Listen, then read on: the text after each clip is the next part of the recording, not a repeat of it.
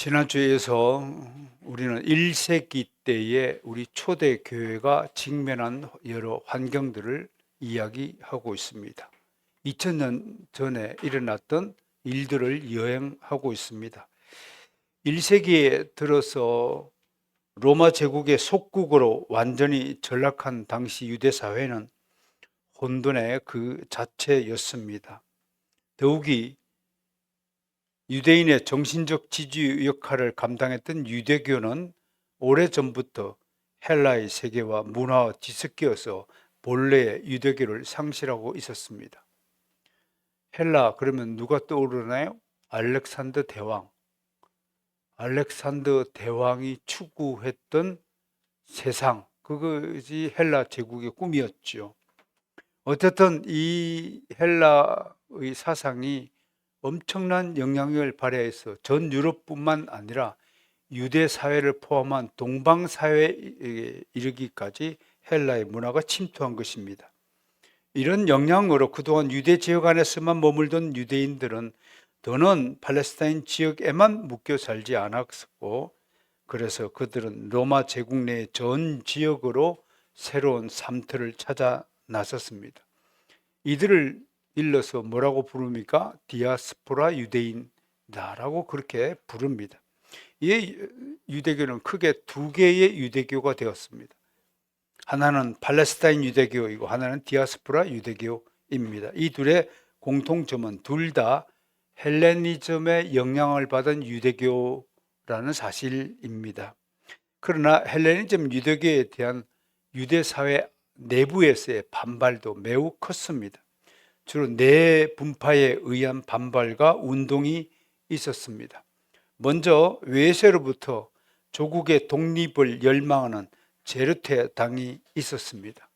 요즘으로 치면 이런 독립운동을 하는 사람들을 두고 좌파들이 탁 이렇게 뭐죠 이게 낙인을 찍어서 부르는 것이 극우파. 요즘으로 치면 이제 이스라엘 사회에 극우파 운동을 벌인 단체가 제르테당, 우리말로는 무슨 당? 열심당. 지로라는 뜻이 열심을 내다는 뜻이거든요. 지금 어디죠? 올림픽 공원에서 투표지 부족 사태에 항의하고 있는 그 집회 참가자들, 가끔 유튜브를 보니까 우리가 상상하는 것보다도 더 정말 그 열의에 차 있더라고요. 우리가 건강한 자유민주주의 국가라면 그들의 함성, 그들의 소리에도 귀를 기울여서 도대체가 무엇이 진짜 문제인가를 발견하는데 좀 주의를 기울이는 그런 사회가 됐으면 좋겠습니다. 서로 좀 손가락질하고 욕만 해대는 이 미숙한 사회를 언제쯤 벗어나야 할까요? 그러니까 우리 그리스도인들이 정말 한국 사회의 발전, 성숙을 위해서도 우리가 감당해야 될 일이 분명히 있다. 우리가 먼저 성숙해야 된다. 우리가 먼저 깨어나야 된다. 그 깨어나야 된 시민을 깨시민이라고 부르더라고요. 난 맨 처음에 깨를 많이 먹었나 생각했더니 깨시민이 되어야 한다. 우리의 조국이 건강해야, 그렇죠? 우리 조국 교회도 건강해질 것이다 라고 생각하는 겁니다. 어떻든 이들은 헬라의 영향을 강력하게 차단하고 로마 제국에 의한 유대인 지배를 종식시키기 위해 무력 투쟁을 불사하는 애국 집단이었습니다. 예수님의 제자 중 시몬이 바로 이 단체의 출신입니다. 이들의 별명이 또 하나 있는데 역사에서요. 늘 칼을 속에 품에 품고 다닌다. 그래서 칼맨, 나이프맨 그런 별명이 있었다고 전해집니다. 두 번째로 집단을 소개하면 이분은 앞에 제르테당과 성격이 완전히 정반대되는 집단입니다. 제르테당은 맞서 싸웠지만 이들은 완전히 그들과 결별하고 저기 동굴 속으로 숨어서 자기들만의 세계를 꾸렸던 집단입니다. 에세네가 무슨 뜻이냐면 경건한 자들이란 뜻입니다. 요즘에도 이런 분들 많아요. 세상과 접촉을 하기 싫어서 혼자 산속에 들어가 사는 사람들. 그 프로그램도 있잖아요. 자연인들이라고 말하는데, 자연인들이란 좋은 이름이고 솔직히 말하면 고립을 자처하는 사람들로 보이는 것입니다. 이들도 어떻든 하나의 민족주의자들의 그룹입니다. 헬라 문화에 대해서 극도의 거부감을 지닌 소위 민족주의자들입니다. 제가 아는 어떤 분은 뭐 전화기도 없고 집에 TV도 설치하지 않고 완전히 세속 문화와 절단한 채 그렇게 사는 것이 거룩한 신앙생활을 하는 것처럼 착각하지만 그건 기독교의 바른 정신을 실천하는 것은 아니라고 생각해야 할 것입니다. 요세푸스나 필로 등 역사가들은 이들의 숫자가 약 4,000명에 달했다고 합니다. 특히 이들은 예루살렘의 제사장들 비롯한 지도급 인사들이 헬라의 문화와 사상을 은근히 수용하는 태도를 보이는 것에 대해서 혐오감을 드러내고 현실 사회를 거부하고 사회 연한이 쿰난동굴로 이주해서 집단 생활을 했습니다. 이곳에서 이들은 거의 언둔 생활을 하면서 철저한 금욕과 순결을 지키면서 율법을 연구한 일에 매진하였습니다.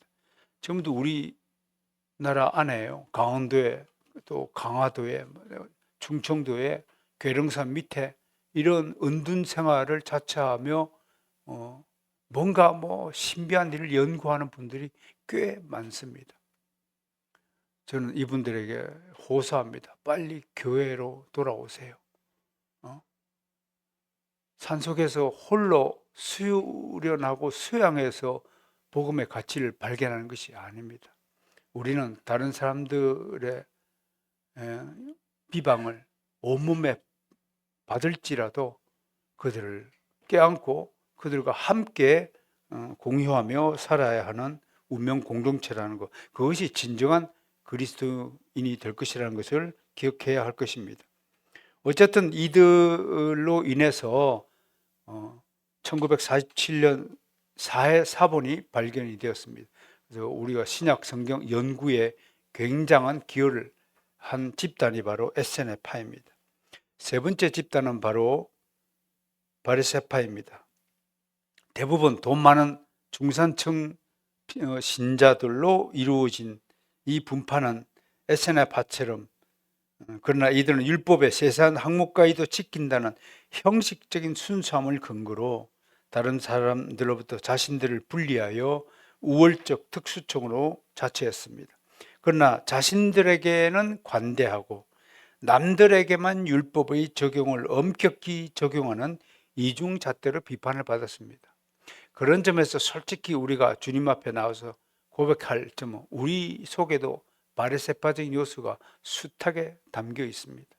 우리가 얼마나 다른 사람들을 뭐 내로남불 공격하지, 우리 모두가 내로남불입니다.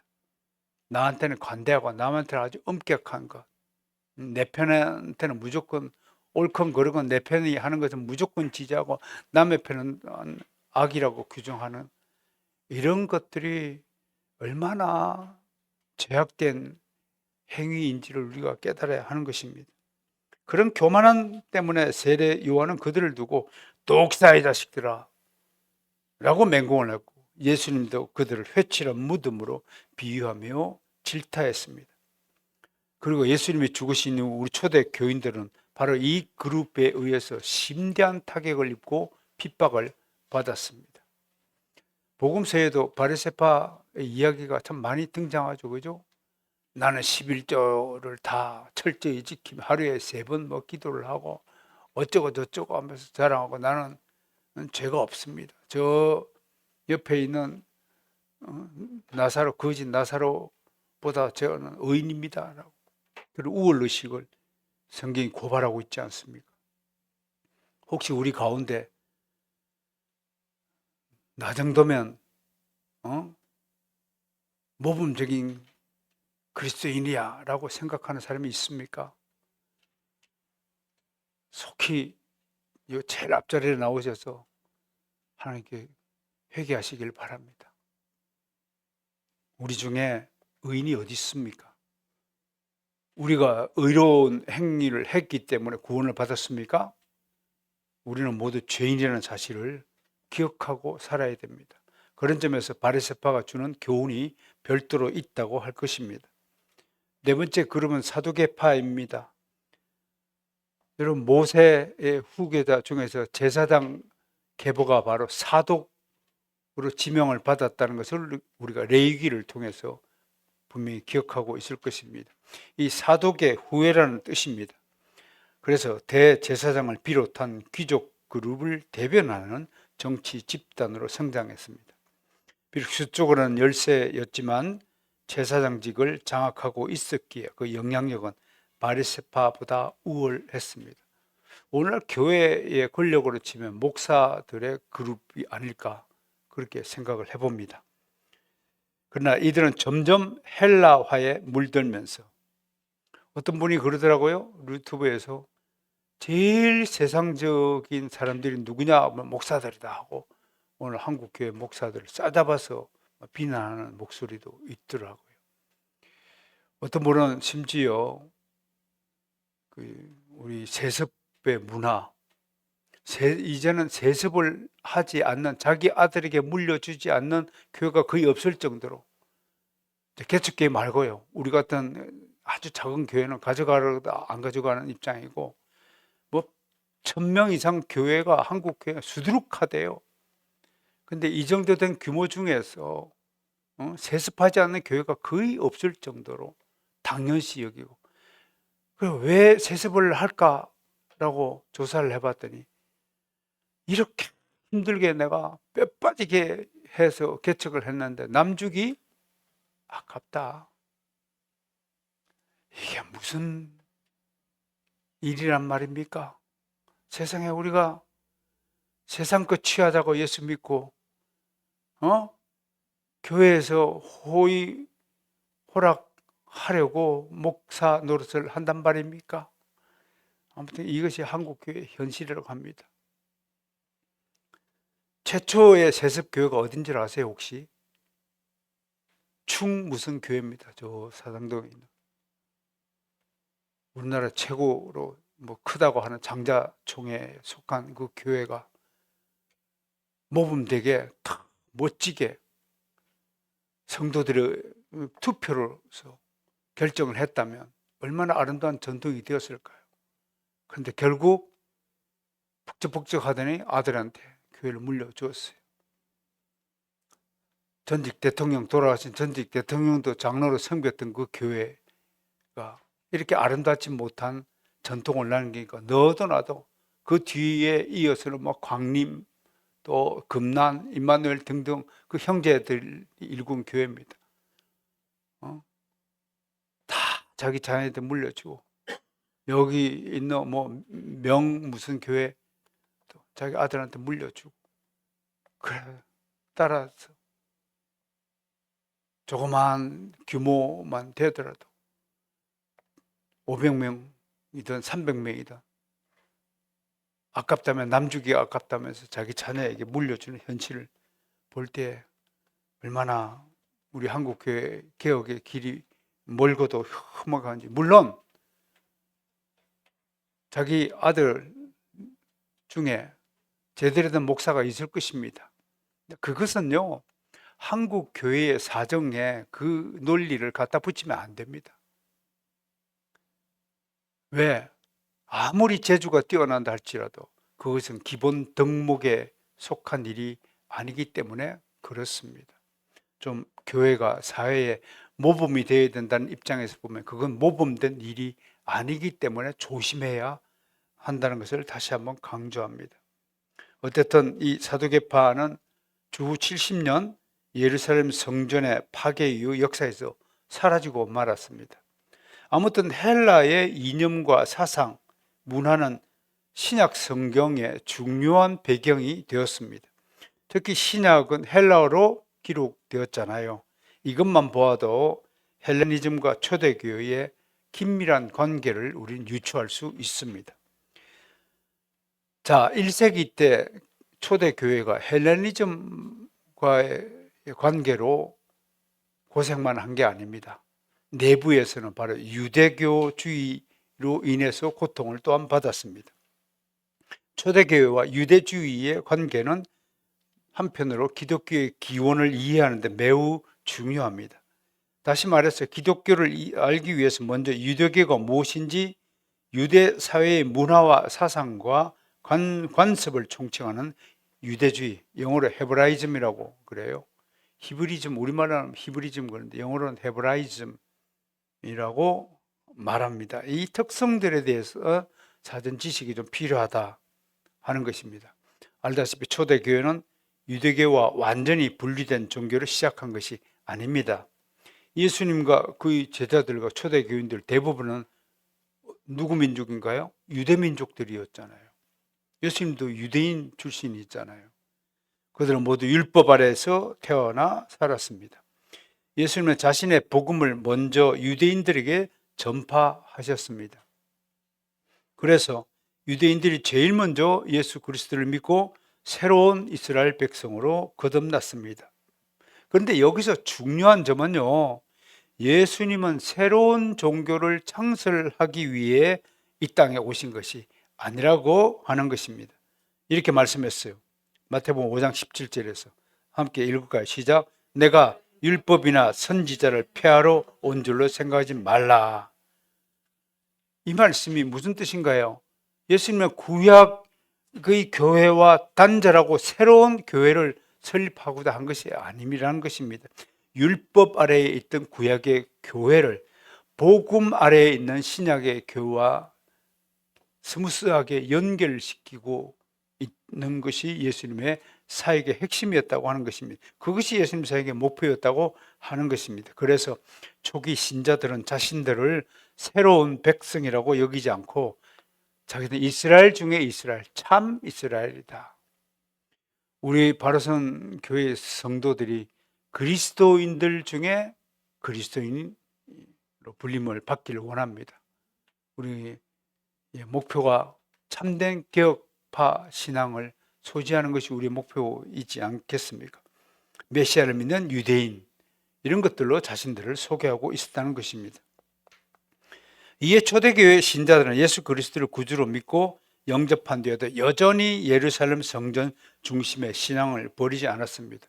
예배 드릴 데가 없으니까 기존에 하던 대로 성전에서 예배를 드렸다는 것입니다. 베드로를 비롯한 사도들은 매일같이 성전에 올라가서 복음을 전파했습니다. 이 사도 바울도 도시마다 먼저 유대인들의 회당을 찾아 복음을 설파했습니다.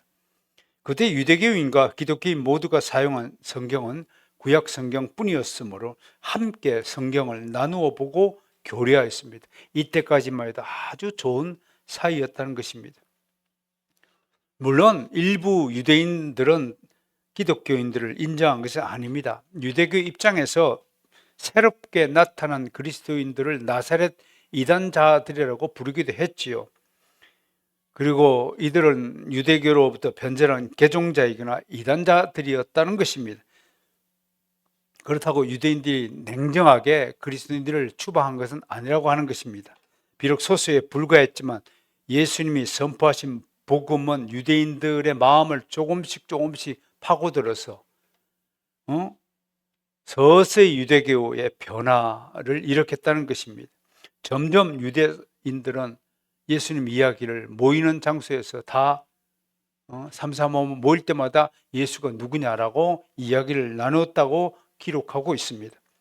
그것은 당시 유대인들 사이에서 진정한 유대교, 전통적인 유대교가 사라지고 외부에서 침투한 헬레니즘 문화의 유대 사회가 거의 잠식된 상태였기 때문에 예수님의 복음은 상당한 매력을 지닌 신선함으로 놀라운 파급력을 가진 채 조금씩 유대 사회의 근간을 흔들었던 것입니다.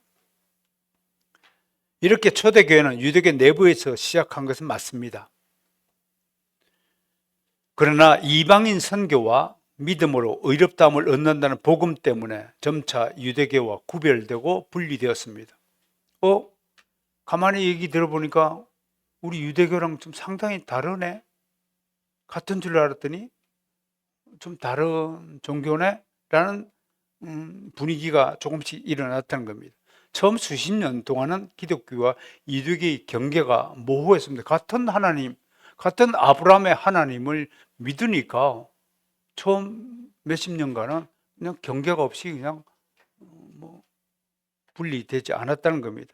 그러나 몇 가지 사건을 겪으면서 점점 별도 종교로 분립되었습니다. 그 결정적인 사건이 바로 주 70년에 일어난 대사건입니다. 이때 예루살렘이 완전히 멸망했습니다. 하도 갈릴리 사람들과 유대인 사람들 폭동을 일으키고 로마 제국을 향해서 항거하니까 로마 제국에서 정식 군대를 파견했어요. 여러분, 그 군단 이름이 제3군단이었고 그 3군단의 사령관이 훗날 황제가 되는 티투스 장군이었습니다. 가장 악랄하기로 유명한 사람이었는데요. 이 사람이 직접 군인 12,000명인가를 이끌고 유대사를 침공했습니다. 최신 무기를 들고 세계 여타 민족이 두려워 떨던 그 로마 군단의 이 깃발을 들고 유대사에 들어와가지고 며칠 만에 그냥 예루살렘을 완전히 공략하고 돌 하나 남기지 않고 성벽을 다 무너뜨리고 지금 통곡의 벽이라고 하는 그 조그마한 벽 그 하나 남기두고 다 파괴한 사건입니다. 유대인들은 자신들이 공격을 받을 때 엄청난 핍박을 받고 성전에 있는 모든 기구들이 파손되는 아픔을 겪었습니다. 그때 유대인들은 기독교인들을 향해서 우리와 함께 싸우자 했는데 눈을 들어보니 역사의 기록은요, 그때 기독교인들은 다 로마 군대의 침공을 소식을 듣고 다 타지로 피난을 갔다고 하는 것입니다. 그러니까 유대인들 사이에서는 어려울 때 함께하지 않고 지들 살 길만 찾아간 배신자들이라고 하면서 이때부터 기독교인들을 미워하고 혐오하기 시작했다는 것입니다. 그래서 더 이상 기독교인들이 자신들의 세상에서 함께 살거나 교제를 나누는 것을 금지했습니다. 주후 85년에는 유대 종교의 랍비의 이름으로 칙령이 발표되어서 기독교인들이 회당에서 예배하는 것을 금지하라라는 명령이 떨어졌습니다.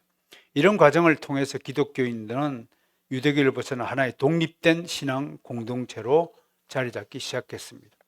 그래서 이제 예배를 드리지 못하니까 어디 가서 예배를 드렸어요?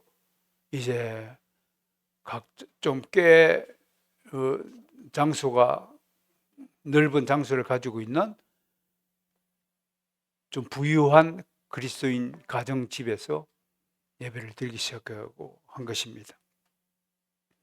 한편 유대교와의 갈등만이 문제가 아니었습니다. 초대교회 안에서 개종한 유대인들 사이에서도 또 새로운 갈등이 나타나기 시작했습니다. 즉 개종한 유대인들은 워낙 유대인이라는 선민의식에 사로잡혀가지고 아무리 그리스도인일지라도 먼저 유대인이 되어야 참된 그리스도인이 된다라는 것을 믿기 시작한 것입니다. 주장하기 시작한 것입니다.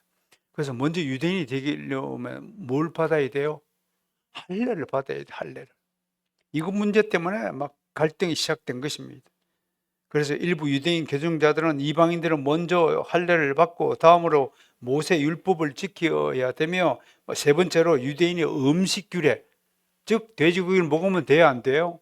돼지고기를 먹으면 안 된다. 이런 음식 규례를 따라야 진정한 크리스찬이 된다라고 주장한 것입니다. 이 세 가지 핵심적 주장을 하는 사람을 일러서 오늘날 우리가 유대주의자 혹은 율법주의자라고 부르는 것입니다.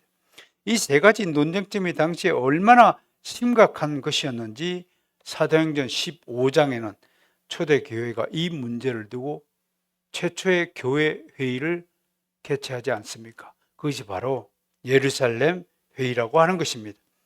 베드로 사도와 야고보, 바울 사도 등이 다 참석한 이 회의에서 교회는 베드로 사도의 고넬료 사례를 근거로 하여서 이렇게 결정을 내립니다. 이방인에게 할례를 강요해서는 안 된다. 예수 그리스도인은 예수만 믿으면 되는 것이지 유대인이 먼저 되어야 된다는 규정은 율법에도 없고 예수님의 가르침은 복음에도 없는 조항이다. 그런 주장이다. 이런 주장을 하는 것을 우리가 다른 복음을 전하는 이단에 속한 자들이다라고 결정을 하고, 이 사실을 여러 교회에 알리기 위해서 두 사람을 선택했죠. 사도행전에 등장한 이름은 누군가요? 16장에 유다와 실라를 택하여 파송한 것입니다.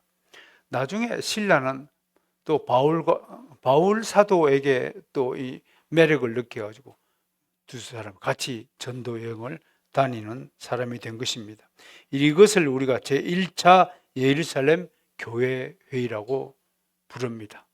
그 뒤로 수많은 교회 회의가 열렸는데 그 교회 회의의 근본적인 모델이 바로 사도행전 15장에 있는 최초의 예루살렘 교회 회의의 그 기원을 두고 있다는 것을 우리가 알아야 할 것입니다.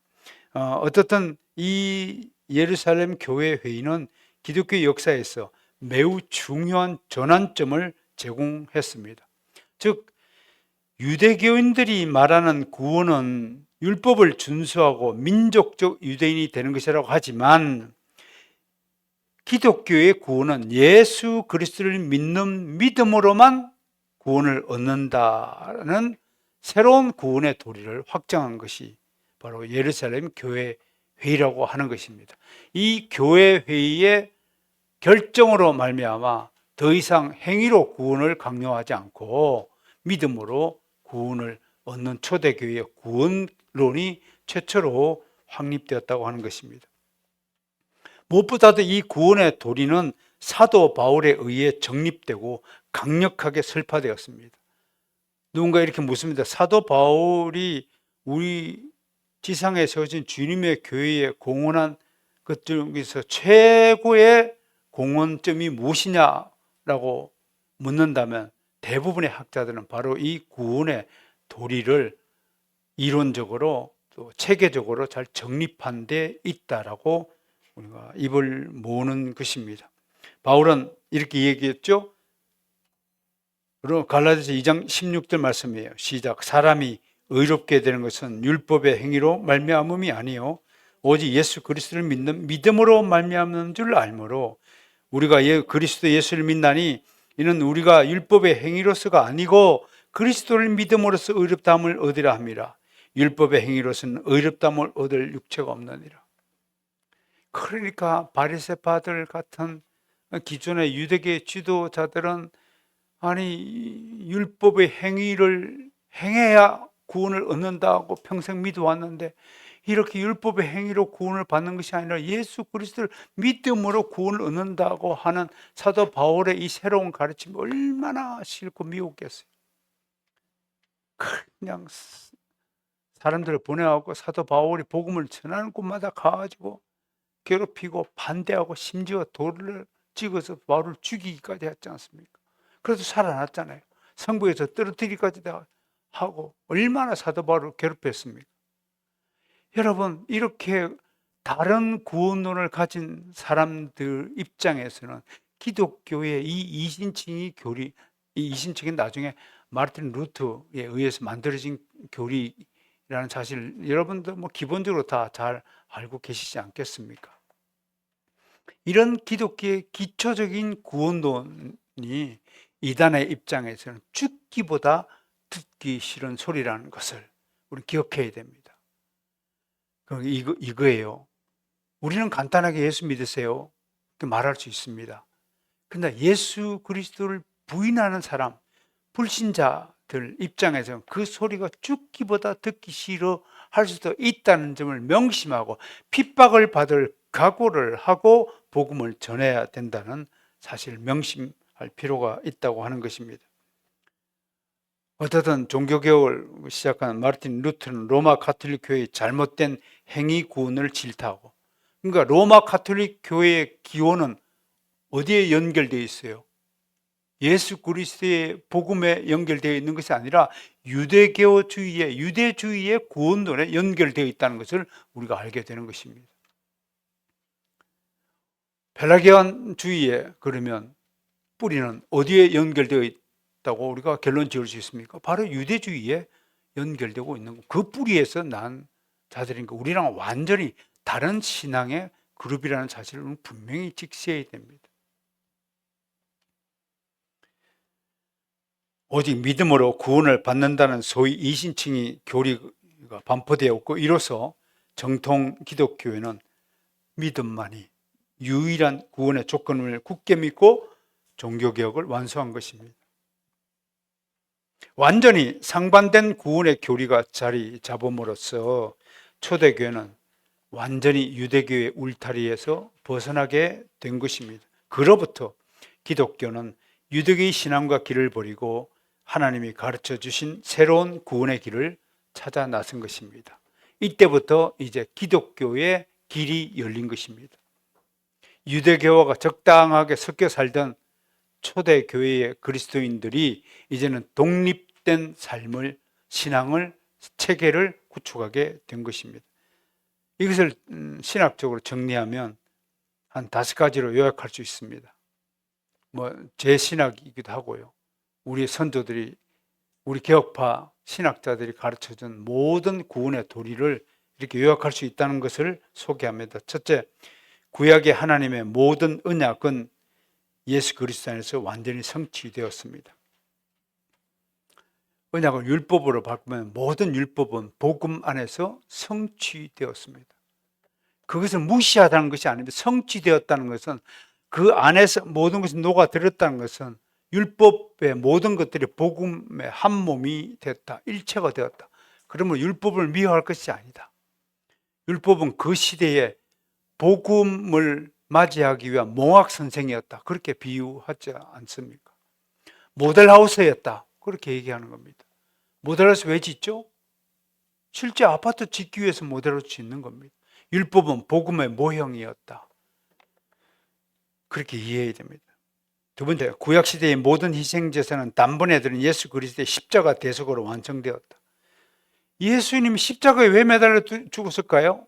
결론적으로 자신의 택한 백성을 구원하기 위해서 대속의 효력을 우리에게 전가해야 우리가 그 효력을 입어서 구원을 받기 때문이다라고 얘기할 수 있지만, 근본적으로요, 구약의 희생제사, 동물의 피를 가지고 드렸던 희생제사를 마감하기 위해서는 예수님이 단 한 번에 그 모든 희생제사를 다 총괄하는 유일한 제사, 마지막 제사를 드리기 위해서 자신이 직접 십자가에 달려 피를 흘린 것입니다.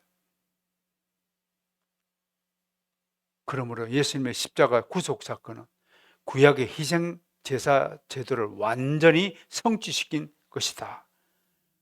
어마어마한 신학적인 의미가 있는 것이죠.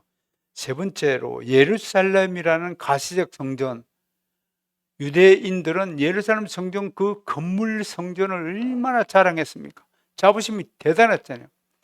성인들이 되면 의무적으로 예루살렘 성전에 가서 제사를 드려야 되지 않았습니까? 예루살렘은 이스라엘 사람들의 사랑이었고 자랑이었고 자부심이었고 정체성이었습니다.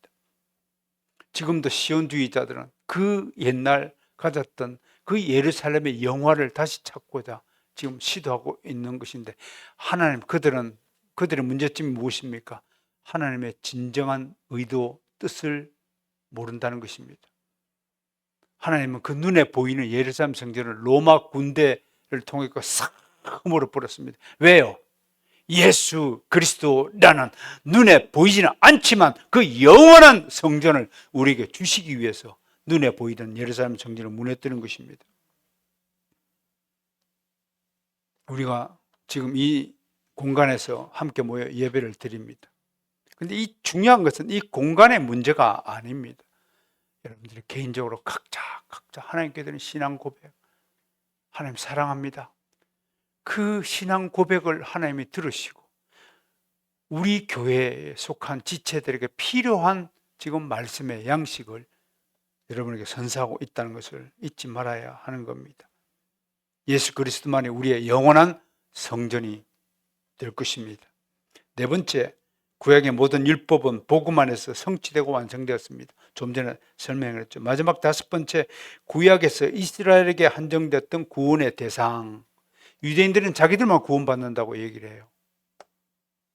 로마 가톨릭 교도들은 자기들 교회 안에만 있어야 구원이 이루어진다고 얘기해요. 그러니까 여러분, 교리적으로 사상적으로 로마 가톨릭의 뿌리가 어디에 있다고요? 초대 교회에 있습니까? 근데 유대주의에 있습니까?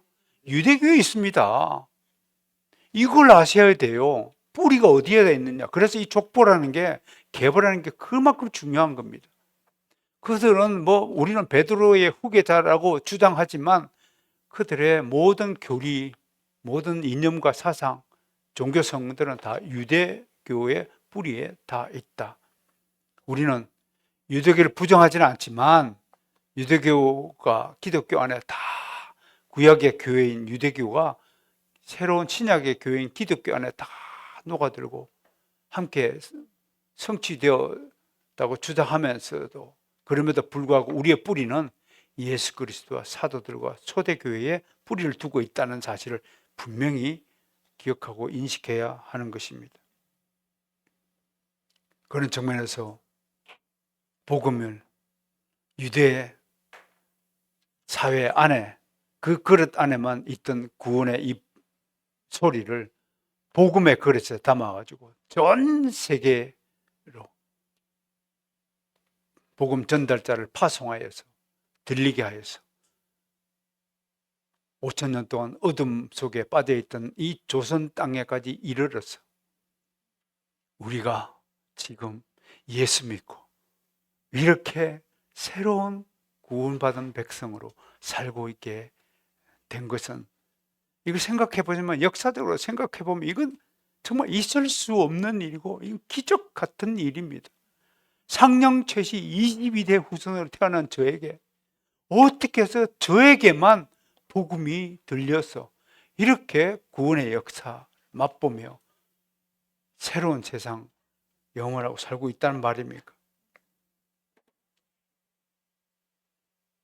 저는 오늘 마지막으로 복음에 대해서 이렇게 이야기하고 싶습니다. 복음은 헬레니즘과 유대주의라는 한계를 뛰어넘어 하나님 나라와 그의 의를 추구하는 가치와 이념과 사상적 체계로 확대되었습니다. 마찬가지로 우리는 한국 사회에 몸을 담고 있잖아요. 그럼에도 우리가 가진 복음주의는 한국 사회의 전통적인 세속적이고 세상적인 이념과 가치관을 뛰어넘어야 한다는 명제를 가지고 있습니다.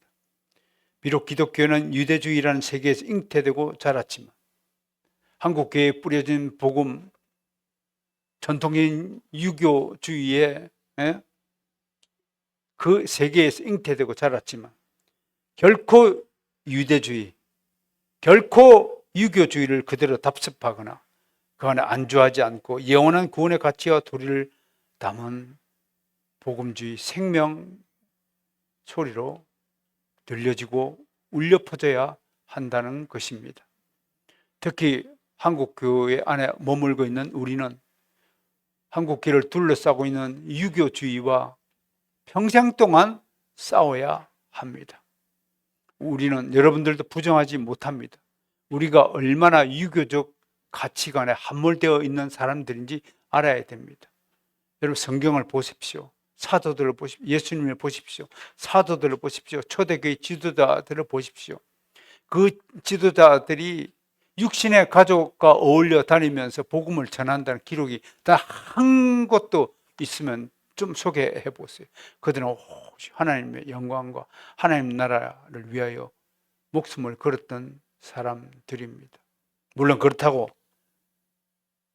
제가 이 앞에 서서 여러분 모든 가정을 파괴하시고 오직 복음을 위해 살아가십시오라고 주장한다면 저는 이단이 될 것입니다. 우리에게 주는 가족, 가정보다 중요한 공동체는 없을 것입니다. 그러나 우리에게 주어진 과제는 그것을 훌쩍 뛰어넘어서 더 큰 세상으로 우리 자신을, 나의 가족을 끌어올려서 그곳으로 이끌어가야 할 책무가 있을 것입니다. 이제 모든 그리스도인은 오직 복음을 증거하고 전파하는 의무를 지니고 이 땅에 사는 존재입니다. 그리스도인은 자신의 인생을 두고 무엇을 먹을까, 마실까, 입을까를 염려하는 차원이 아니라 앞으로 나는 어떻게 살지? 나의 미래는 뭘로 보장을 받을까? 등등 세상 염려 속에 빠져 있는 것이 아니라 사나 죽으나 나는 그리스도의 것이다. 지금 당장 죽어도 하나님의 뜻이라면 기뻐 감사하며 찬양하며 하나님께로 가겠습니다. 라는 신앙 고백을 할 수 있어야 참된 신앙이라고 할 것입니다. 오직 예수 그리스도를 믿어 구원을 받으라고 이 소리를 제가 광야의 소리라고 오늘 여러분 소개하였습니다. 매일같이 광야에서 외치는 소리를 부끄럼 없이 두려움 없이 전파할 수 있는 믿음의 사람들이 되시기를 주 여러분 축복합니다. 하나님